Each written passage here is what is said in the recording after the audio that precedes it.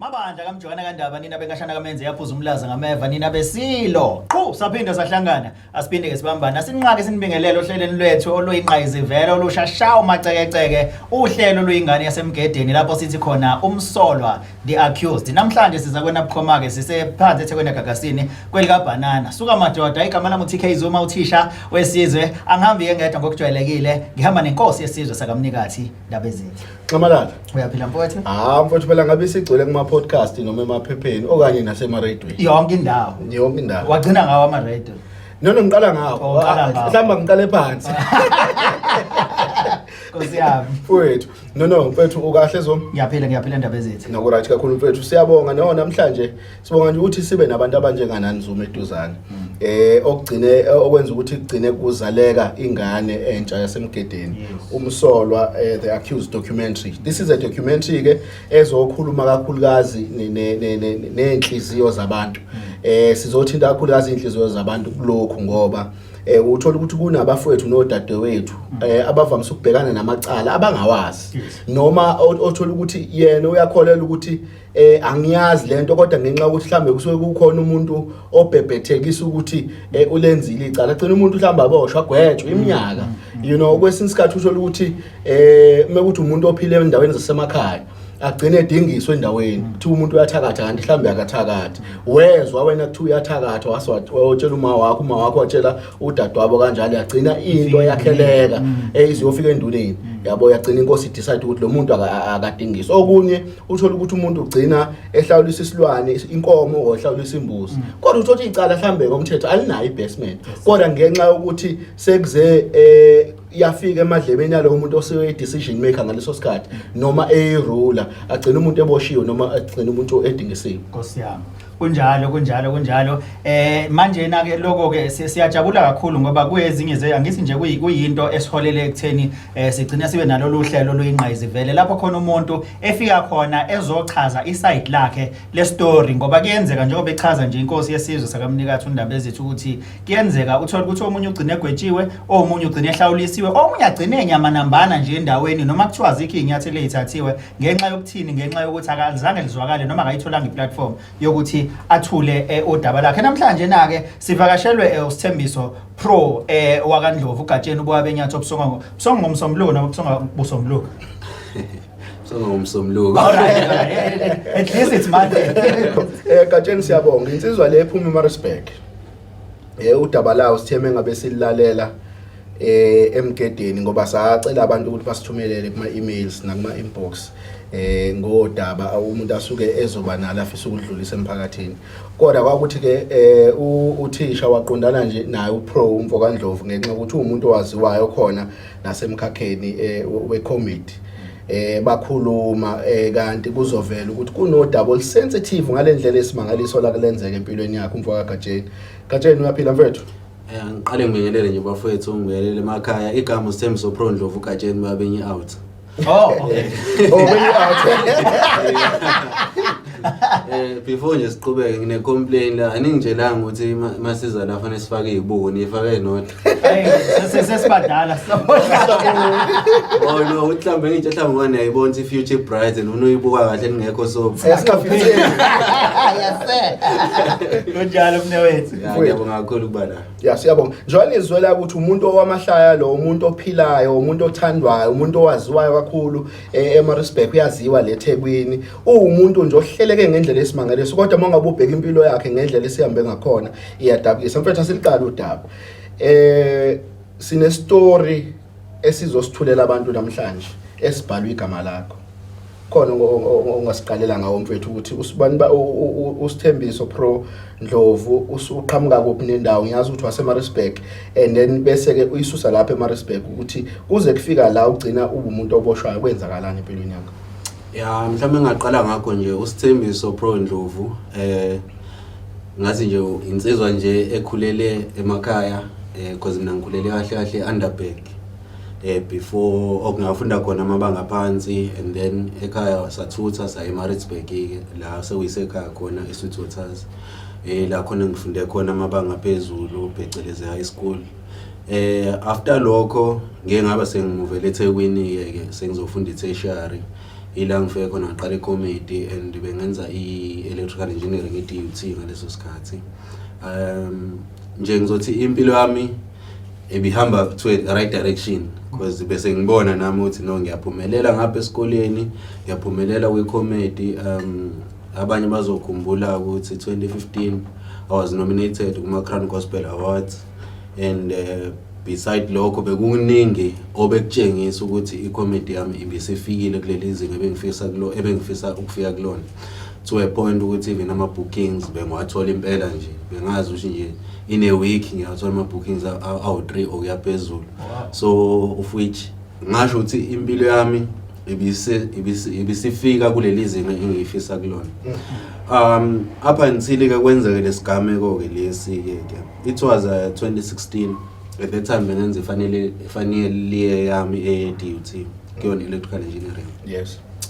So I decided ngo-2016 ukuthi previous years awukhisimusi bengabadleli ekhaya ngoba umuntu uhlezi esebenza ama-shows, especially ngo-December ila khona impela asuka ama-show ama-gigs emaningi. But I then decided ukuthi kulo khisimusi lo angeke ngiyodlela ekhaya. So ngihambe ngekhaya ngiyafika kushaya ukhisimusi on the same day lo ka 25 December 2016. Kuqhekeze umuntu endlini kasiswami. Yeah. Mengena endlini kasiswami afike abulala izinto ayibulala endlini athatha kuthathayo and then nje kwakuyintambama sibona ngabo 4-5. So okay meqhekeza aqhekeza abaleka ahamba asimficanga. Yes. Safika endlini ngithi mangifika mina endlini because phela mina bengasahlala eMaritzburg, so angizazi ezinye izinto, angibazi futhi abanye abantu bakhona, abantu engibaziyo mina, abantu engafunda nabo high school, abantu engidlale nabo ibhola, abantu engibhukude nabo. So uphinde waba umuntu obase tertiary, so nje vele angeke uzwazi everyone ohlezi khona around the street. Yeah. Yeah. So ngithi ke mangifika ke kulendlu ngifika nabashana, kukhona isigqoko, kukhona nejacket.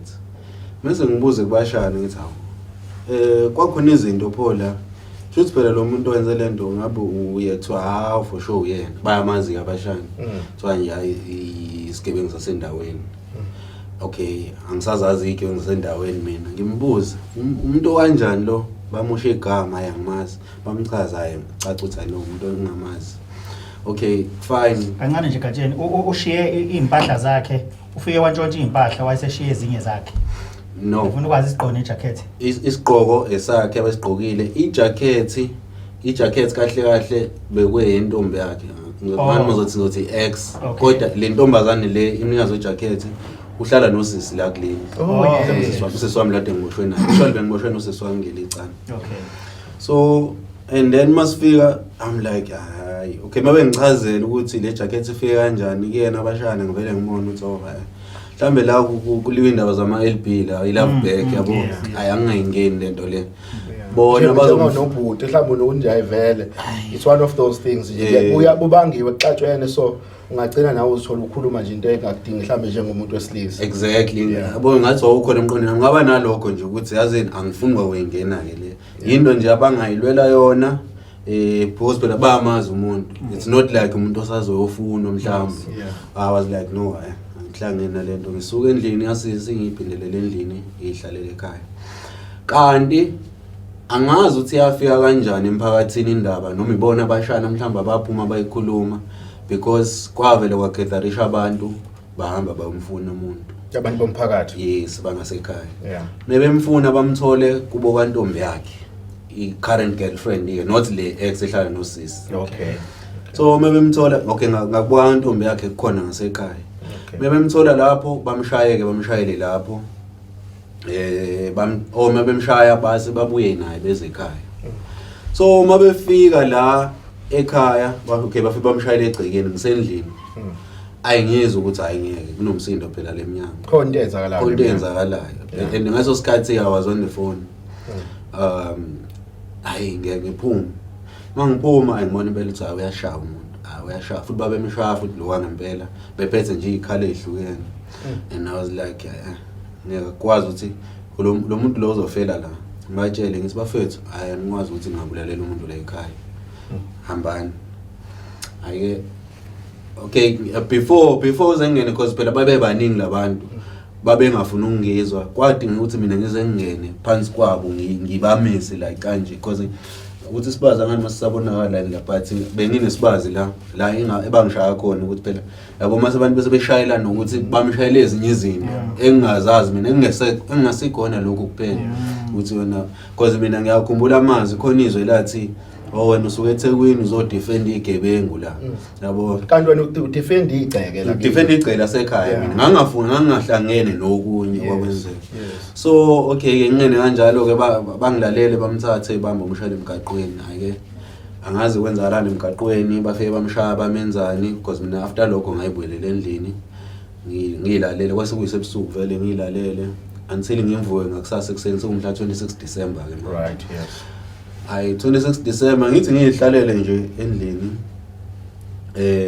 ekamereni ngaphakathi ekamereni lama kungena amaphoyisa ayinqwaba hayibo I'm like hayibo amaphoyisa endlini yabo sithuke sonke nje ekhaya kuthiwe athi amaphoyisa esangenile esagcwele kanje endlini mase kuqhamuka le ntombazana intombi kami ufike manje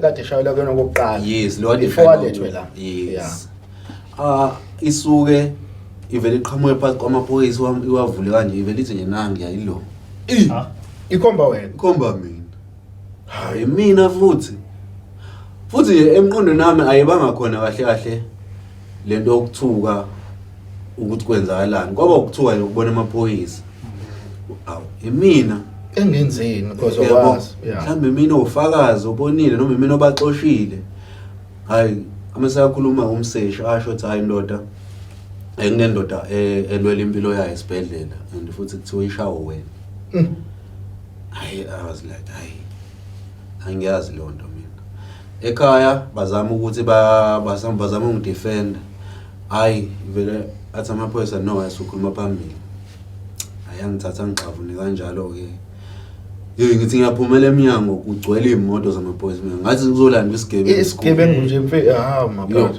humiliation engayifila lapha abafethu yo so bangixavune kabuhlungu kanjalo ngaphela fanele benze sure ukuthi batshengise baphethe isigebengu bafe bangiphonseke evenini ngemuva evenini endleleni mfethu into engangikhulekela yayiyodwa I remember ukuthi endleleni ngakhuleka ngaze ngakhala mfethu ngakhuleka ngaze ngakhala emotweni ngikhulela into eyodwa ukuthi lo muntu osesibhedlela akasinde because uyena ozongikhipha kulento I remember ngifika epolice station eplace Slayer amaphoyisa athi mengibuka avela athi nje ngisade kade ngikhala ngikhuleka emotweni wavela athi lo uyenzile lento yabo amehla bofu bewukhisimusi izolishuthi bedakile lapha ngikaze ngiphuze utshwala empilweni yami yaba until today mfethu thiwa njalo no uyenzile abele bangithatha bangivalele kanjalo ila ifika ishuba khona ke mangifike police station ngoba ila kufika khona umyalezo ukuthi lo mfethu useshile emhlabeni hayi lapho lo muntu oyena obeke kuyena ithemba ukuthi fanele kusindene ukuze wena ukwazi ukuthi ugcine ungaboshwa hayi yawona ke lapho ngathi mangithola leyo myalezo hayi ngahluleka na ukuyibamba breaker down ngibona ukuthi hayi awungaboshwa ningishoneleke manje because ngangine sure ukuthi mayevuka lo muntu uzongikhipha kulento so okay ihambe ke indaba seliyashintsha icala because ngesikhathi ngilandwa mina bekuyi assault GBH seyashintsha sekuyimeda ke manje sengiboshwele imeda uyabona nje my brother South Africa lento ikhombisa ukuthi kwesinye isikhathi kuyekwenzeka lento ekuthiwa limbula ingubo lingene icala uyabona lento zoma so much painful samphazamisile noma brother mongabe ubuka ijourney yakhe ube umfana okhule kahle efundiswe kahle abazali and then wahamba wazofika ke matric waphasa kahle wangena eDUT wafunda waqeda wagcina ewumuntu olandela amaphupho njengoba eyicomedian eseqalile futhi nanokuthola ama gigs abantu sebemthanda nasendaweni kodwa kwakhona nje isithe lokuthi abe sendaweni ewrong ngesikhathi esirong phakathi kwabantu abarong Hey manje ngifisa ukwazi mina la gatsheni ukuthi kulungileke-ke selenzekile-ke leli phutha lokuthi ashone lo osesibhedlela engasakwazanga ukuthi akhulume iqiniso ngoba njoba ubusho ukuthi wena obengakukhipha laphayana abantu-ke abanye-ke abekho yini abantu mhlambe ngathi ekhaya noma endaweni noma babekhona ababengavele nje mhlambe bamasha ngisho ukumasha bayothi hayi bo kahleni because kuclear ukuthi wena wawungazi lutho and akusa-understandeki ukuthi obani amaphepha noma sisazofika lapho obani ama-perpetrators mawucabanga abagcine bephusha i-agenda yokuthi wena so ngifuna uku-understand ukuthi babekuphi abantu ababazi ukuthi awukho abangakubhela out yes Fethu lokutshela iqiniso nje because actually angifuni ukugcina sengikhipha izinzolo zami yabo but ngokwendlela kwakubuka ngayo abantu bangasekhaya basaba ukuphumela obala ukuthi bangimele because ibona abantu ngempela abalazi iqiniso ibona abantu engikhulele kubona ibona abantu abangazi ukuthi umuntu onjani mina mfethu even ekukhuleni kwami ngasekhaya there's only one thing abangazela yona mina ayikho into engithanda njenge community development ne-youth development. I've always worked so hard for i-community ngasekhaya ukudevelop i-youth ngiyifundisa mina bengisacrifice isikhathi sami even ngise-tertiary mfethu ama-weekend ngiphindele ekhaya ngibafundisa i-maths ne-physics just for ukutshengisa ukuthi ngifisa umphakathi uye kuphi yabo so uma bese wenzeka into enje angifuni uqama kwababuhlungu kumina because ngangilindele i-backup enzima beside ukuthi ngangivele ngalenzile icala but for abantu ngempela abangazile abazokumina ngempela ngangilindele i-backup but I think basaba ukuthi bathi come forward okunye engikhohlwe ukubeka ngasekuqaleni ukuthi le ntombazane nje obiza izongikhomba la ekhaya isema namaphoyisa sasikade sihlanganile nayo before kwenzeke yonke ke le incident ngawo Christmas kodwa ngekhathi nje mhlawumbe sabo 3 ntambama because ngaphuma ekhaya ngithi khona umngane wami ngathi ngombheka ngangamthola ngabuya ngahlangana nayo intombazane ihamba I think uAntwayo so isidawa sendawo ke lentombazane akuyona mhlawumbe intombazane ongaze ukuthi ungayithemba so mengihlangana nabo bayiphuzele bayidakela utshwala ebese ithi yona how ngihamba nomfana sekhaya ithi ucela nisithengele ubhiya and uyabona ukuthi uzibonela umuntu oyidakela umphendula noma kanjani yabo ngoba yabo I was like ungazosicela ubhiya wazahle uthi asiphuze futhi ukhisimuseni namhlanje ubhiya ngawuthola noma ikephi yabo shothi kwahlala kabi kuyona bese athi yena wena sele wavela ku TV yavo suyitshela ulibambe lingashoni la mazwi mfethu ngiqamba manga angwanaka ngesikhathi ewasho abuya after esezofakaza amanga ngami enkantolo uthi mhlambe lento eyiswela lapho because namanje ngihlezi ngiyibuza ukuthi yayingizondene ntombazane yabo because ngesikhathi eyisho nganginalento ukuthi cha vele isidawa yabo isidawa sikhuluma noma yini nawe noma ngaphendula kanjani yabo but ke after lokho uma besenzeka le yonke lento I felt like yakwazi ukukhanda abantu ababezoba against ifamily because phela lento yayisi yonke isi about ifamily yami yabo so that is why nginokuthi angifuni ukuveza insolodwa sekuyizona ukuthi there was something ezenzeka behind ezenza ukuthi abantu bazibasabe ukuthi bathi come forward usisi yena useboshwa ngaliphi ke okay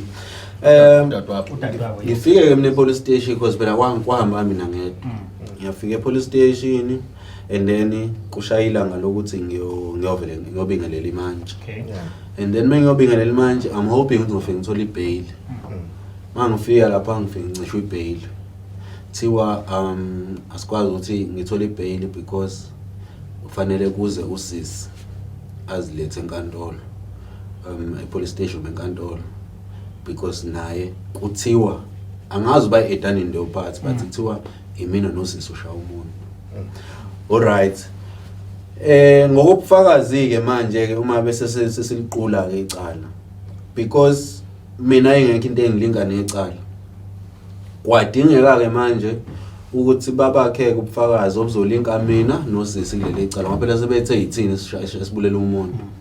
So ebufakazini babo ke indlela ababukhande ngaphakazi basebuthi sorry mina kuthiwa ngafika kwa le ntombazana mind uthi angikaze ngene kuba le ntombazana up until today kodwa kuthiwa ke bathi mina ngangena kuba le ntombazana engiphethe induku kuthiwa ngamfeke ngambamba lo mfethu kuthiwa ngamshaya after lokho kuthiwa kwase ngena nayo sisiki naye phethe yakhe induku naye wafika wamshaya after lokho samthatha ke sawumshayela la samshayela khona ninosisi wakho sinosisi wami yeah but okay bakhande le ntombazane le ikhande usisi wayo omncane ukuthi naye izobufakazi enkantolo siyafika enkantolo ifika ihluleke ukuqamba amanga le ntombazane le usisi wakho omncane ifika usho ukuthi no hayi lo wengekho isho mina cha no lo wengekho ayibonanga but unfortunately usagcina sigwetshweke ngabo lobo bufazi omtengantengayo ke ngoba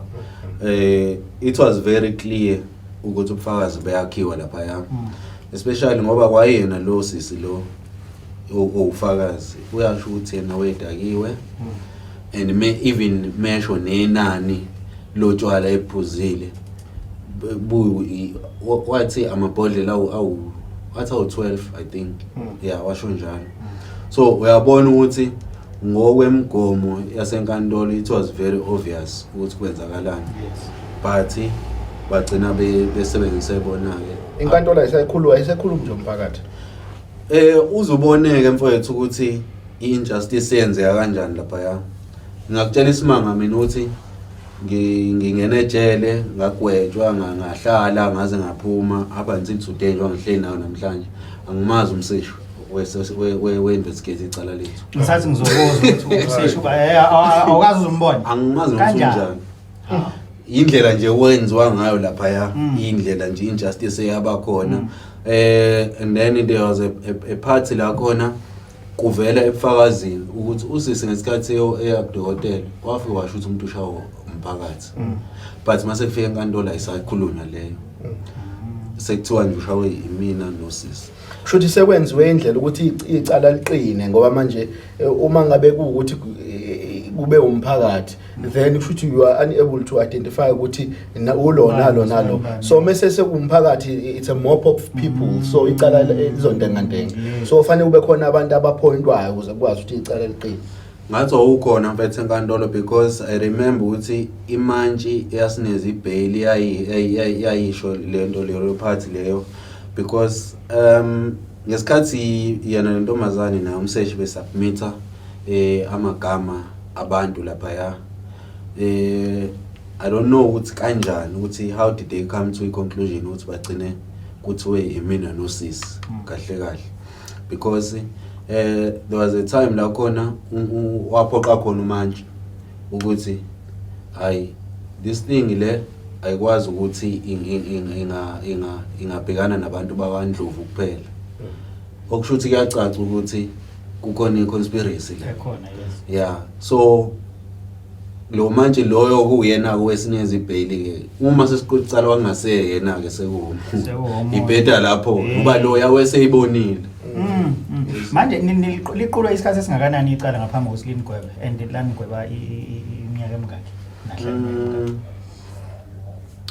I think ngoba saphuma ngebail ku January ngawo 2017 and then laze lasgwinya saba convicted ngo September so I think lapho no plus mina 7 months so usalikijima nje isisalihamba and nakhona mfethu angifuni uqama amanga uyabona mfethu umuntu laphana was just driven by innocence ngangayithethi izongwebe lacala because lalibukeka nje lilula and ingekho nento eyingathi ingagcina igweba thina yes yabo so umuntu nje kwaba nalokho but ke lithema lisigweba ke sasigwetshwa u18 years 18 years take us to the day imantshi ngesikhathi ikhipha isigwebo kwenzakalani kuwena wacabanga ukuthi njenganomuntu owazi ukuthi innocent futhi akayithathi serious yonke lento ayenzayo we driven by innocent njengoba uchaza ngesikhathi manje dedela isigwebo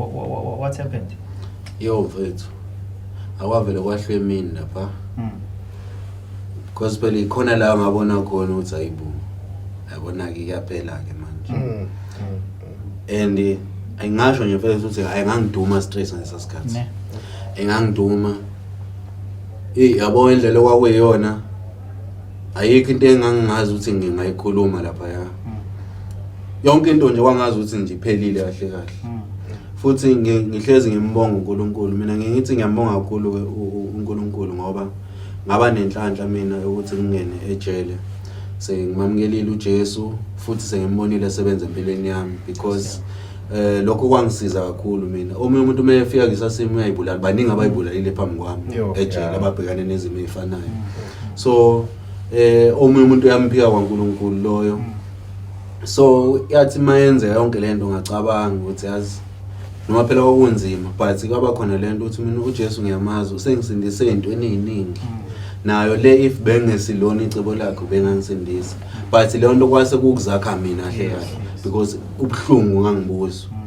And ngiyabonga ukuthi manje angisenayo inzondo enginayo but ingihluphile for years mina inzondo against laba abantu ukuthi lo muntu lo ungisuka ngani mfethu. Isiphi isizathu esingenza ukuthi azangifaka entweni enzima kanje. At the same time ngibe nalento ukuthi mhlamba ka understand ukuthi ngifaka kweni. Yabo nje there was a time la khona ngisejele. Mhlamba nje on the first night. Yes. I remember ngifika ejele first night manifika ke lapha impede lapha kuyuthuku lamasela amancane. Obviously kuzolala laba abadala khona. Nina nibasha nizolala phansi. Khona lezi ingubo zakhona kuthiwa amavayeza kuthiwa leminyango kuthiwa songinye. Niyazolala la ngosongi. Iyancinza ke le mpahla ke. Ngangilele ngasemnyango. Ngilele emfantwini omnyango ngilunguze kanje. Hayi ubuthonga kufikanga ngethu.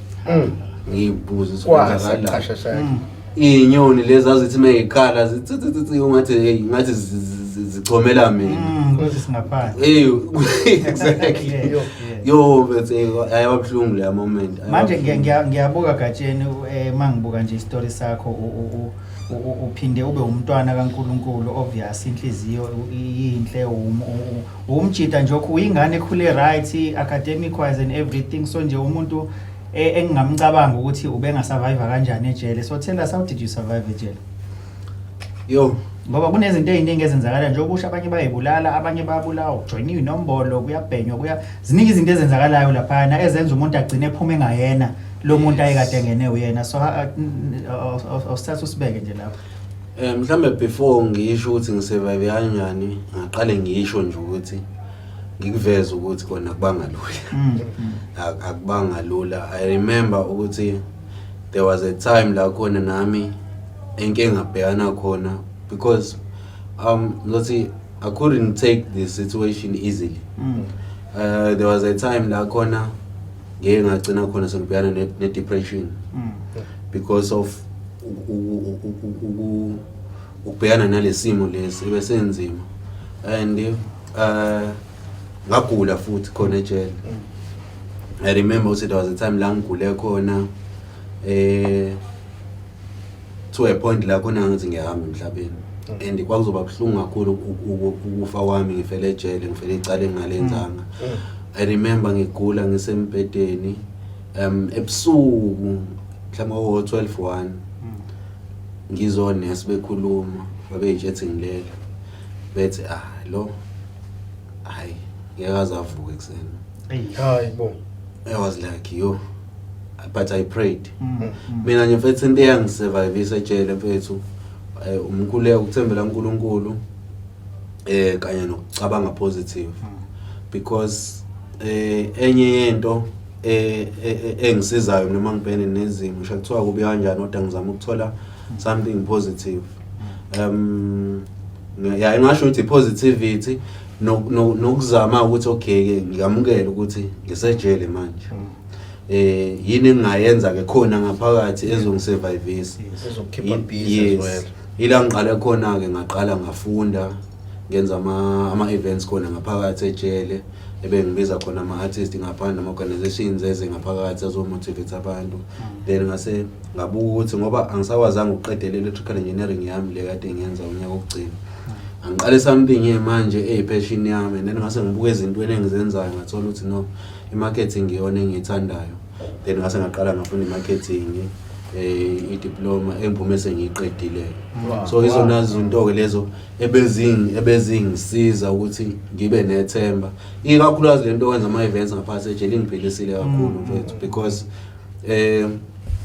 yabo lapha kuleya ndawo there's a part of you oyiluzayo yokulahlekelwa ithemba lekusasa automatically kuba khona lento engazi ukuthi umhlaba uphelile noma angeke ngisaphinde ngibe lo pro lo abantu emphakathini yes yabona imicabango omningi uyayibuza ukuthi mangiphuma abantu bazongithatha kanjani sengiphuma ejele eyibhandinti yabona leso stigma leso yes kukhona zonke lezo zinto leyo fear leyo so ziningi izinto ebezingihlasela ebezingcindezela but ngize ngazakhela isisho ngathi yazi mina empilweni yami isisho engiphume naso ukuthi ngisho kuthiwa impilo igcindezela kanjani phansi kodwa zama ukuthi ngesikhathi uphansi uqoqe amatshe ozowasebenzisa ukushaya lo Goliath movuka because mina ebengikwenza njengoba ngenza ama events kanje yes bekuyigcina mina ngarust kwi-comedy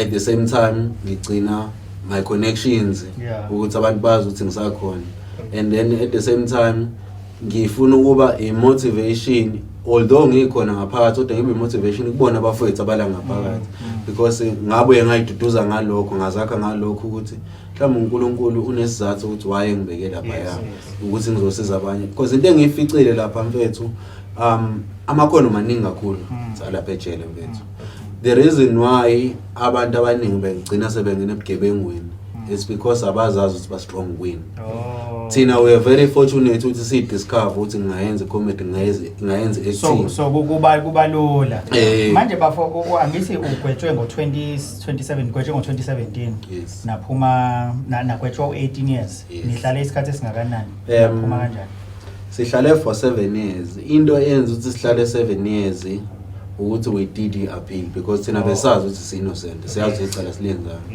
but nakhona futhi akubanga lula because science appeal to a regional court yafika sichitha kuyona sagojwa kuyona sayenza a petition to a high court yafika sichitha and wakwenza imake sichitha high court because ithemba lethu laselikhona ukuthi okay siyabona ukuthi basichitheleni lapha because sigwetshwa yibona but laba they are supposed to see ukuthi kube nephutha kulento le so masichithwe yibona mfethu kwababhlungu kakhulu but nje besilwe si drive lento ukuthi siyazazi ukuthi asibulalanga umuntu mina ke nginezandla zami ziclear zikazi clean azikazi zibulale umuntu angazi ngibe ingxenye even yokumshaya lo muntu so with then saqhubeka ke to a point la sithole khona ke abameli laba kuyibona basizile ke nabo abalwe kanzima futhi uze siphume abakwaMpungo sathonisa okuyibona basizile ukuthi sigcine sihambe si-appellate to enkantolo kuyona ephezulu ke phethe ama-appeal Supreme Court of Appeal eBloemfontein ila khona befike babona khona ukuthi kunamaphutha la so ke siphuma kanjalo ke okay hey so mfethu ukubona konke kokubhlungu sekwenzekile how's life after prison njengoba seniphumile like kuhamba kanjani yo mfethu engingawusho nje ukuthi yeah kusanzima akusanzima akabe lula ngifana mina nomuntu oyiqala phansi impilo because phela njengoba ngiphuma ejele sengidlala iminyaka yo7 ngiphuma ngisenalutho mind you ukuthi angisenamsebenzi mina bengibuye ngisebenze even before ngizi ngiyenze comedy ngifunda kodwa ngibe ngisebenza angisenamsebenzi angisenalutho anginangubo oqoka anginambed anginandlu uyabo lonto so kahlahle nje umnzima engibhekene nabo manje obokuqala phansi impilo and engaphinde futhi ngikusho ukuthi especially uxwayisa abafowethu nodadewethu ababukayo la ukuthi bafethu ni avoid lento yokufakaza ngamanga ngomuntu enkantolo because the thing ayigcini ngoku affecta lo muntu ofakaza ngaye empethu ngamanga, but i-affecta ngisho ifamily yakhe, i-affecta ngisho abantu abasondene nabo. Mina mfethu ifamily yami affecteke kakhulu ukuhamba kwami, because ukuhamba kwami nosisi thina abantu besingathi besama breadwinner ekhaya. So uma ngabe kususwa thina, ifamily yasala yaba senkingeni, yahlupheka ngalendlela ukuthi kumthwalo wethu futhi manje ukuthi fanele siqale phansi sibuyisele umndeni esimweni. So umzima nje esisabhekene nabo noma engisabhekene nabo kusayiloko nje kakhulu bokuqala phansi empilo. Kodwa nje ngakubonga kakhulu, ngingasho ukuthi because ngiphume ejele nginayo ifear ukuthi abantu bazongamukela kanjani. No, ngiyajabula kakhulu indlela abantu abangamukele ngayo. Ngeke ngize ngikufihle lokho, because abantu bangamukele ngezandla ezifudumele, kwangabe lento bengiyisaba ukuthi kuzobe iyona. So ngibonga nje kakhulu, especially even nawo amanye ama-artists ngendlela angamukele ngayo, ukena kubantu uqobo. So nje I really appreciate. Kukhona uhlelo nje engiye ngezwe kuthiwa belukhona ngumthisha wesizwe wayekhona kulona eMaritzburg, ku-fundraiser, kune-event yoku-fundraiser ukuthi kube nemali eyanele yokwazi ukumelana necase obhekene nayo, ngoba kusekuningi kuselutho uhamba kusafuna ulihambe, making sure ukuthi impilo yakho ibuyela on track nanokuthi kwenzeke nje ubulungiswa. Can you take us through with that? Yeah, enye izinto futhi eyinkinga engisabhekene nayo leyo, because njengoba ngisho ukuthi akakabi lula. Siyenzile ishow eMaritzburg, bekuye ku-fundraiser, and then ngiyabonga kakhulu kuma-artists angisupportile, abantu abafana nabo Tizozo, nabo Thisha Wesizwe, ama-comedians wonke, nabo baculi be-gospel abafile oNkanyiso, Meya, oJumbo, nje ngeke ngibabale bonke, but ama-artists atshengisile ukuthi angisupporta for that fundraising, and siyabonga ukuthi umcimbi wahamba kahle. So actually right now sizama ufundraiser for ama legal fees, because uhamba sikaliqedi kahle kahle. Sisasenkingeni ukuthi we need to submit amaphepha to enkantolo ukuze udaba lethu liphele, and imali esiyidingayo lapha inkulu kakhulu, and ngiyalidinga kakhulu usizo lokho kulokho kakhulu. Kubantu nje egatsheni ababukeli njengamanje, ababukeli basemgedeni ababukayo, abangaba nendlela mhlawumbe yokulula isandla, mhlawumbe imiphi imigudu engafanele bayilandele? Nje ikakhulukazi ngiyathanda ukuthi umuntu axhumane nami directly, angaze adlala abantu mhlawumbe aye emaceleni, because mina ngiyatholakala ku 060 71 20018 06071200018 ila uzothola khona mina ngo if ukuthi unesifiso sokufaka isandla, because iyona into engiyidinga kakhulu njengamanje ukuze into yethu sikwazi ukuyiqeda enkantolo ikwazi ukuthi iphele ngendlela efanele. Nanokuthi kokunye ke umuntu mhlawumbe sekangilandela ke mhlawumbe kuma social networks, Sithembiso Pro Ndlovu kona wonke nje ma social networks, Sithembiso Pro Ndlovu, mhlambe kube khona indlela efisa siyixoxe kanjani. Yabezitha sijulile istory sikamfowethu. Sihlasimela usumzimba mfethu, uyabona mengisilalele mfethu, I can imagine ukuthi ngelanga sekufanele uhambe uyejele and unama imaginations, and kukhona izinto ezinkenenezayo enhlizweni endlebeni zakho zokuthi kukhona ama-26 ngaphakathi, khona ama-28, khona inombolo, khona impatha. Lapho you know nothing about that. Exactly, khona impatha, and when you are just nje an innocent boy ogcine eyofakwa nje omhakweni ngonyama, I understand. So it's very painful, very painful. Singajabula kakhulu futhi nabantu mengase le story samfowethu Mfokandlovu sibathinte, kube khona mhlawumbe abamlekelela ngako ukuthi lolu daba ligcine luvaliwe, ngoba phela nakhona kuamandla kaNkulunkulu nje ukuthi nigcine emenyenzi aphili kulo 18 years, ugcina liqala manje kube khona inhliziyo ezithintekayo babona ukuthi no, yazi ukuthi ubufakazi ulwazi buyalekha la bagcine bebona nane behavior nendlela owenza ngayo nangaphakathi ejele ukuthi wenza ama events wenza ama comedy events wenza ama events omculo ucoordinator izinto ezenzeka ngaphandle uziletha ngaphakathi uyabavezela ukuthi nje you are just a boy onamaphupho amakhulu who has been doing well outside so siyafisa kakhulu ukuthi South Africa kulekelele kakhulu kuloko mfowethu yabo nje mfethu usakhuluma ngenombolo nama 26 nama 28 I have a story to tell because there was a time la khona engacishe ngagwaza okay abantu begwazwa ke phambi kwami ngihleze ngibonga uNkulunkulu ukuthi mina angigwazwanga ngiphume ngenaso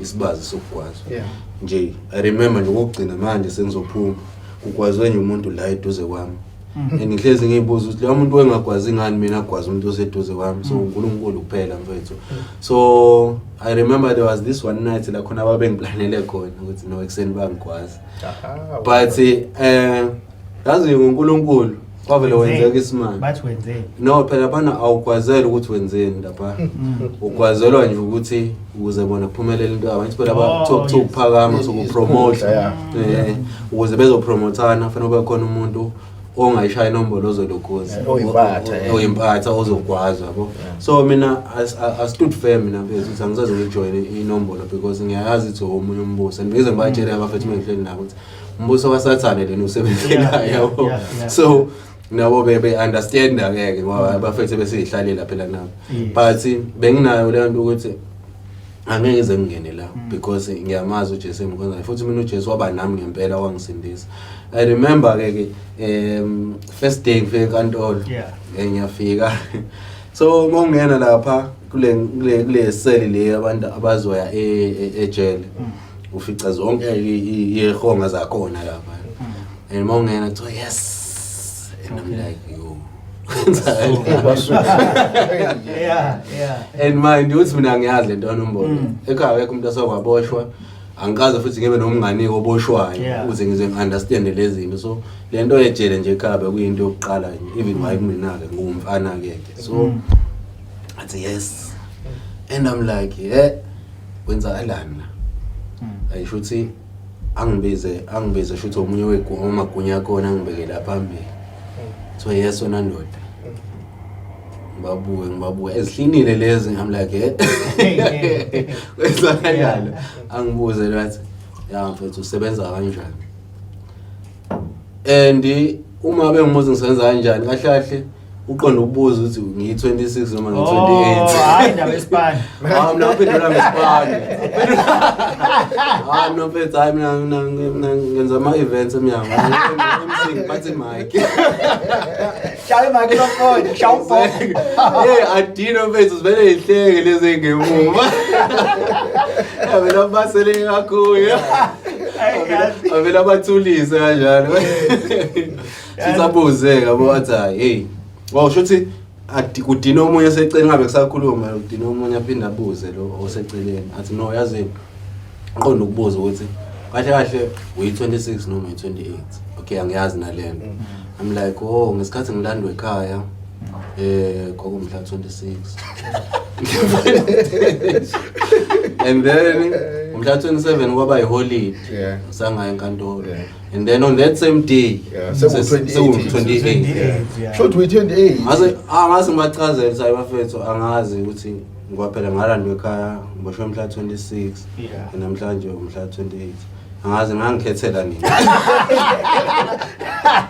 hayi wena uphathi so I believe ukuthi umfowethu uma esenzekile yonke lento ngoba izokwenzeka idlule in Jesus name I believe my brother mawungenzanga lutho ekugcineni konke kuyavela bese kuvela nanesizathu esenza ukuthi udlule la wadlula khona ngoba ziningi inhliziyo sazozilapha ziningi imphefumulo osazoyithatha uyibuyisele endaweni eright embusweni oright uyayibona leyo so nje siyabonga kakhulu for coming to us and tell us the side of your story and nje noma kanjani siyathemba mase kudlulile konke uyobuya futhi ku part 2 usuzositshela ukuthi ayike sekudlulile ke konke ke manje na and how is life after that definitely mhlawumbe nje okunye engingakusho sisivala Abantu ngiyacela kakhulu bangifollow kuma social networks TikTok, Instagram, Facebook and WhatsApp yona inamba ade ngisho 0607120018 because njengamanje I'm busy completing incwadi engiqala ukuyibhala ngisangaphakathi ejele. Oh wow, So great. Wow. njengamanje ngiyazama ukuthi ngiyiphushe ngiqede because